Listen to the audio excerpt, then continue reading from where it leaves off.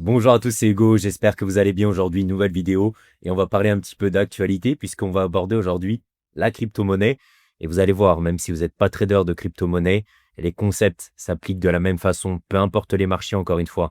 J'ai pas eu besoin de savoir que Trump allait parler pour me douter que ça allait retracer, que ça allait partir à la baisse. Donc bien sûr, je ne pouvais pas imaginer un tel mouvement, mais j'ai pris un trade à la baisse car je voyais tous les feux au vert pour justement retracer ici dans des zones discount. On va commencer directement la vidéo. Je vais vous montrer par la suite les trades donc, que j'ai pris sur ETH. Si j'ai pris sur ETH et non sur BTC, c'est qu'il y a une raison. Encore une fois, on va tout décortiquer ensemble dans cette vidéo et on pouvait largement prévoir une belle baisse sur les cryptos. Je vais donc vous mettre l'enregistrement que j'ai donné dans mon académie dimanche dernier. Donc là, la grosse baisse a eu lieu ce vendredi. J'ai fait l'analyse. On était 5 octobre et vous allez voir ce que j'ai dit pour prévoir cette baisse. Là, c'est la crypto. Les prises de liquidité, surtout ATH, sont très importantes, hein. Comme là, regardez, ATH de prix derrière énorme baisse. Donc là, c'est pas moi qui achèterai maintenant, hein. Par contre, est-ce que j'ai des signes de baisse? Absolument pas. J'ai toujours ici ce BISI qui est parfaitement respecté. Et celui-là, il faut pas l'acheter. Il faut pas l'acheter car on a pris la liquidité. Donc celui-là, on le prend pas. Le job a été fait, la liquidité a été prise. Donc là, tu joues contre un énorme mur, cette prise de liquidité, et tu as un énorme support. Tu joues pas. Tu rentres pas sur le marché. Donc là, à la limite, t'attends une clôture en dessous pour partir à la baisse. Ok, donc on va déjà se focus sur cette première partie. Qu'est-ce que j'ai dit dans l'enregistrement? J'ai dit qu'il fallait faire super attention car ici, on prend l'ATH. Et sur les crypto-monnaies, à chaque fois qu'on prend une belle liquidité, on a à chaque fois des magnifiques réactions. Regardez ici, qu'est-ce qu'on a? On avait pris l'ATH, hop, prise de liquidité, et derrière, énorme réaction. Et donc, ici, est-ce que je vais acheter mes PDR et bullish alors que la liquidité a été prise? Est-ce que ce fair value gap ici va tenir? Alors que là, la liquidité a été prise? Absolument pas. Le marché n'est que support et résistance. Et là, vous prenez la plus grosse résistance possible sur le marché. Donc, une fois que le marché atteint sa buy-side liquidity, c'est les concepts ICT-SMC. Pas besoin de fondamental, pas besoin de RSI ni quoi que ce soit. On sait que ici, le marché tombe face à un mur énorme, puisqu'ici, il y a un énorme paquet de liquidités, énormément de vendeurs à gauche, à droite sur le marché, voilà, qui scellent là, et qui se mettent, bien sûr, derrière le plus haut. Donc là, vous avez énormément de liquidités, et à chaque fois, des belles réactions. Et donc là, regardez ici, à ce moment-là, on avait exactement le même pattern. Regardez, buy side liquidity, prise de liquidité, on a énormément de jobs ici à faire plus bas. Ici, le marché se confronte à un mur, à une énorme résistance, car là, encore une fois, j'ai énormément de liquidités qui se trouvent derrière. Et là, vous avez aussi, une fois que la TH est pris, d'énormément de personnes qui rentrent sur le marché car ils se disent waouh, ça va grimper ici jusqu'aux 150 000. Et ces personnes ne comprennent pas le principe de liquidité, de comment fonctionne le marché. À chaque fois qu'on prend une belle liquidité, que viendra faire le marché? Retracer ici en zone discount. Mais ça, on y viendra après. J'ai dit aussi quelque chose d'intéressant. J'ai dit ici, il faut vraiment éviter d'acheter ce fair value gap. Pourquoi il faut éviter d'acheter ce fair value gap comparativement à tout cela qu'on a avant? Parce que celui-ci se confronte à une énorme résistance. Donc d'après vous, quel fair value gap a le plus de proba? Celui-ci pour aller chercher la liquidité, celui-ci pour aller chercher la liquidité, ou celui-ci alors que la liquidité a été prise? Bien sûr, ceci. Donc là, il ne faut pas l'acheter. Je vois ici qu'on a eu une mini-réaction, c'est très bien, mais regardez, est-ce que ça vaut vraiment le coup de prendre le trade juste pour ça? Juste pour reprendre le plus haut? Absolument pas. Nous, ce qu'on veut, c'est des trades à magnifique probabilité. Et là, le marché aurait pu partir directement. Donc là, pour moi, c'est du trade de grattage. Ce n'est absolument pas ce que je fais dans mon trading. Je vais mettre toutes les probabilités de mon côté. Je veux avoir un énorme win rate et surtout une grande confiance dans chacun de mes trades. Donc personnellement, je ne prendrai jamais ce fair value gap. Et j'ai justement dit dans la vidéo ici que j'attends une seule chose, c'est justement que ce niveau de support s'inverse et que ça devienne une résistance. Donc un inverted fair value gap. J'attendais que ça. Et c'est là où on travaille la patience en tant que trader. Est-ce que je rentre comme ça en faux mode parce qu'on prend la liquidité et que je me place là et que je vise les plus bas juste pour avoir un RR de 16. Non, vous savez qu'on attend les confirmations. Le marché nous parle, nous dit des choses. Et là, il suffit d'attendre une simple clôture sous cette inverted fair value gap. Une chose toute bête. On est sur du 4 heures, ce sera super solide pour partir donc à la baisse. Et regardez ce qu'on a fait ensuite. Énorme clôture sous ce fair value gap. Donc à partir de ce moment-là, je suis baissier. Pour ceux qui ont l'œil, mais encore une fois, regardez avec un seul PDR et je simplifie tout. Mais là, cette vidéo, je vais essayer de pousser un petit peu plus. Pour ceux qui ont l'œil, on a vraiment toutes les confirmations possibles là. Regardez, j'ai un fair value gap baissier. Et pour ceux qui le voient, j'ai même ici un breaker block. Pourquoi j'ai un breaker block? Car ici, on prend la liquidité. Et ici, on fait un MSS. Donc là, j'ai même une inversion de structure de marché. J'ai MSS, j'ai un breaker, j'ai un CB, j'ai un IFVG. Et on a pris la TH. Vous comprenez pourquoi j'étais baissier? On avait vraiment tous les signes qui appelaient à de la baisse. Et je vous ai dit que j'ai tradé ETH USD et non BTC USD. Et c'est qu'il y a une raison. Écoutez. ETH, pardon. Divergence avec Bitcoin. Grosse divergence même avec Bitcoin. Donc vous l'avez bien entendu, j'avais vu la divergence week-end dernier. Regardez. Ici, qu'est-ce qu'on fait sur BTC USD? Encore une fois, ETH USD, BTC USD, des actifs énormément corrélés, comme Euro USD, GPP USD, comme le Nasdaq, comme ES. Et donc, il faut tenir compte des divergences pour choisir le meilleur actif à prendre et donc de mettre toutes les chances de son côté quand on trade. Mais regardez, ici, qu'est-ce qu'on fait sur BTC? On fait un haut qui est plus haut, alors que sur ETH, on fait un haut qui est plus bas que l'ancien. Regardez, on a même cette divergence-là, mais vous avez compris, on va prendre celle-ci pour faire large. On voit que BTC prend la TH et qu'au final, ETH ne prend pas son précédent. Donc là, on a une divergence. Cette divergence, qu'est-ce qu'elle m'indique? Elle m'indique que ETH est plus faible. Et donc, si j'ai une vue baissière sur les cryptos, je vais donc vendre ETH car il y a un plus gros potentiel de baisse. Donc ça, c'était l'analyse que j'avais faite dimanche dernier. Maintenant, je vous mets la deuxième analyse. Ça s'appelle l'analyse midweek que je donne en plein milieu de semaine pour donner l'avancement et pour donner un nouveau biais avec le nouveau marché qui s'est construit sur lundi et mardi. Et regardez ce que je dis. Voilà, sur la crypto, je vois bien de la baisse quand même. On a fait une belle englobante et surtout, comparé aux indices, on prend les ATH après les cryptos. Regardez, grosse baisse ici.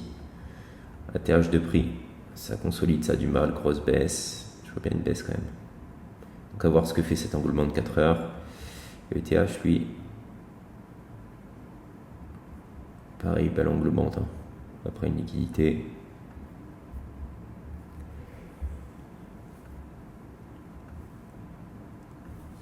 Et pour un retour en discount, moins ce busy là.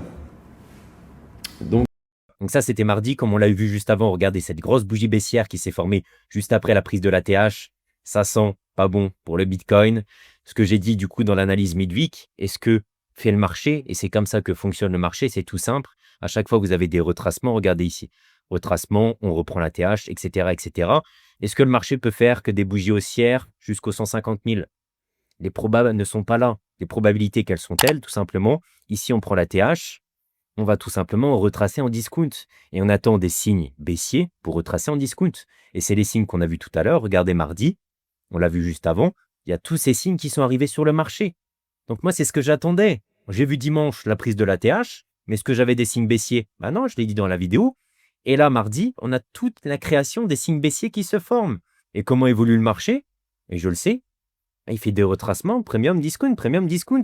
Donc là, j'attendais juste un retracement ici en zone discount et donc prendre un trade de là jusqu'à là et de faire tout simplement mes profits.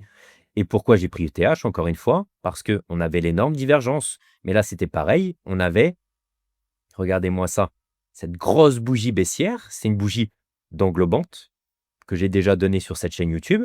Cette bougie, qu'est-ce qu'elle m'indique? Elle m'indique ici une forte volonté, pareil, de pousser à la baisse. Encore une fois, comme sur tous les actifs premium discount, je veux ici revenir en discount.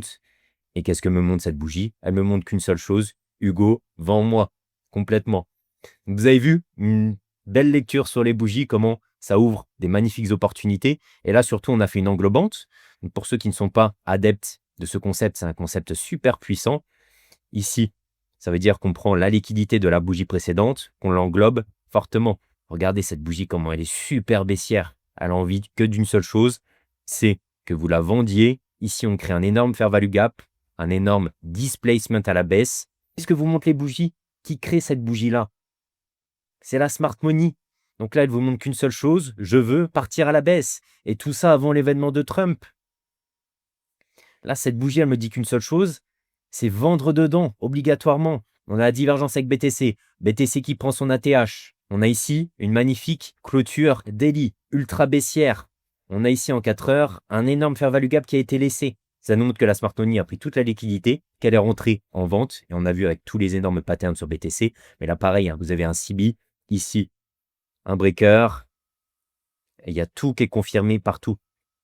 Hop, ici, prise de liquidité. Derrière, MSS, changement de structure de marché. Ici, pareil, on prend la liquidité, on se retourne derrière. Donc là, on avait vraiment toutes les confluences pour partir à la baisse. Et enfin, un autre petit tips, mais celui-là, je vais aller vraiment très rapide. Regardez ici.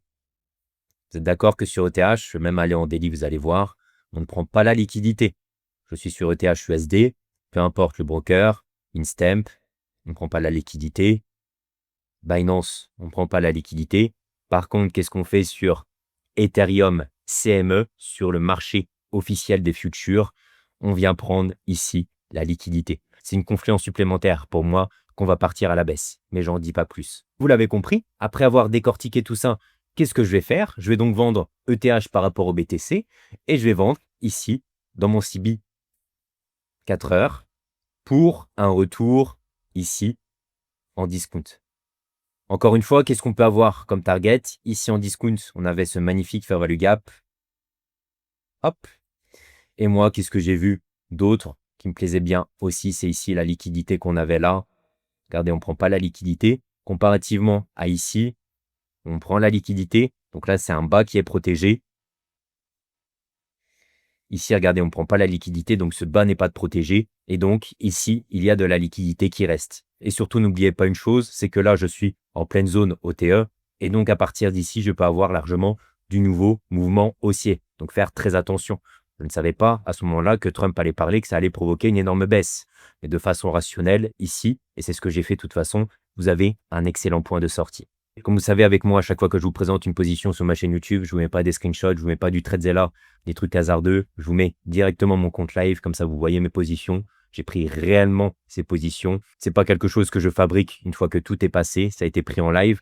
Donc je vous mets les positions à l'écran et vous pouvez voir donc mes 2 points d'entrée. Donc regardez, c'est bien les 2 dernières ici, clôturées le 10 octobre 2025, pile en même temps 18h31 heure du broker. La première position 4529 et la deuxième 4484. Hop. Et là, donc, comme d'habitude, on est sur mon compte Pepperstone, mon compte live, qui sont 4484 et l'autre point d'entrée qui est 4529 dès lors qu'on touche le CB. Donc, c'est simple, j'ai pris position ici dès lors qu'on a touché le CB. Hop, donc là, j'ai été pris en trade. Et une fois qu'on repartait ici à la baisse, qui avait des rejections par rapport à ce fair value gap, notamment par ces bougies baissières ici qui rejettent ce fair value gap. Donc là, on voit d'ailleurs un power of free sur le marché, regardez. Accumulation, je vais tout effacer. Accumulation, manipulation. Et ici, l'énorme distribution. Donc j'ai pris position dans le fair value gap 4 heures et j'ai repris position une fois qu'on a fait ici ces bougies baissières. Et j'ai quitté mes positions, comme je l'ai dit, donc à 4083, donc ici à la sell side liquidity. Encore une fois, je ne pouvais pas prévoir une énorme baisse. J'ai pris mon trade de là à là, j'ai fait d'énormes profits. J'aurais pu bien sûr ici les doubler, voire les tripler. Mais vous savez, avec DeCi, en trading, on est tous milliardaires. C'est ça pour moi un beau trading. On respecte son plan, on a une bonne psychologie, on n'est pas dans l'euphorie, on a des belles targets, on a cette constance. On vient tous les jours sur son graphique, on a confiance en son plan, en ce qu'on fait. Là, regardez l'analyse que j'ai faite avant de prendre ce trade. Magnifique, j'avais tout prévu. Et donc là, on a le fair value gap ici qui rejette pour partir à la baisse. Au final, on aura pris cette sell side liquidity. Et je vais vous remettre juste Bitcoin, qui lui aussi a fait une énorme baisse, et encore une fois, qui a parfaitement respecté les niveaux qu'on avait mis tout à l'heure. Regardez, CB, on a même ici le breaker. Vous avez le choix de rentrer sur ce que vous voulez. Et là, on est bien sûr ici, revenu en zone discount. Et là, je suis actuellement en direct sur le marché. Comme vous voyez, on n'a pas pris cette sell side. On est bien revenu ici en zone discount. Alors que sur ETH, regardez la baisse, comment elle a été beaucoup plus violente, due à cette divergence qu'on a vue tout à l'heure. Voilà mon trade sur ETH. On suit l'actualité de la semaine, de ce vendredi qui a été quand même assez fou sur les cryptos. mais il était largement possible d'en profiter, de faire des gains. J'espère que cette vidéo vous a plu. Je vous invite à vous abonner, à liker. C'était Hugo. Salut.